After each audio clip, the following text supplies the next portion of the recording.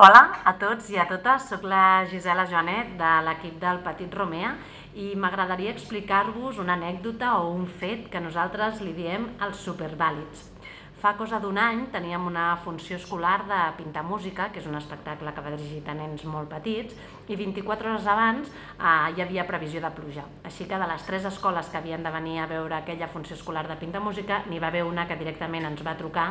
el dia abans i ens va dir: mireu, nosaltres no vindrem perquè per protocol quan hi ha pluja doncs amb infants tan petits no sortim de l'escola, cosa que enteníem perfectament, i nosaltres doncs vam fer reunió i vam decidir que igualment seguíem amb la funció encara que només fos per aquelles dues escoles. El dia següent ens vam aixecar tots molt d'hora, més de 12 persones treballant, els pintamúsics, els tècnics, el cap de sala, la persona del servei educatiu, i aproximadament mitja hora o 3/4 d'hora abans de la funció ens va trucar una de les 2 escoles que havia de venir, que just estava al carrer del costat del Romea, que començava a ploure i que per tant no sortirien de l'escola. També lògicament per protocol, seguretat, encostipats i bé, i en aquell moment vam dir què fem perquè queda una única escola la qual no hem pogut avisar i per tant vam decidir que fèiem igualment la funció, estàvem tots allà i esperàvem aquella escola que eren 5 infants. De cop, a les 10:05, jo estava a la porta del Romea i vaig veure pel carrer Hospital 5 infants amb cadires de rodes i els seus acompanyants que venien cap al teatre. Quan van arribar a la porta del teatre vaig entendre que eren els 5 infants que venien a veure l'espectacle i la veritat és que aquella imatge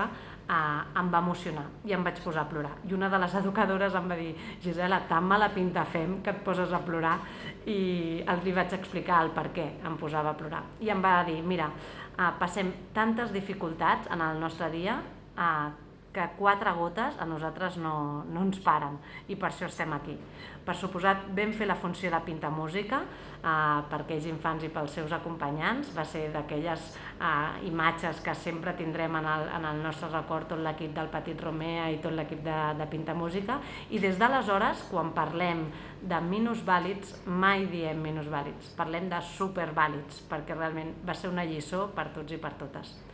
Espero que estigueu bé, cuideu-vos molt i quan tot això s'acabi ens veiem als teatres.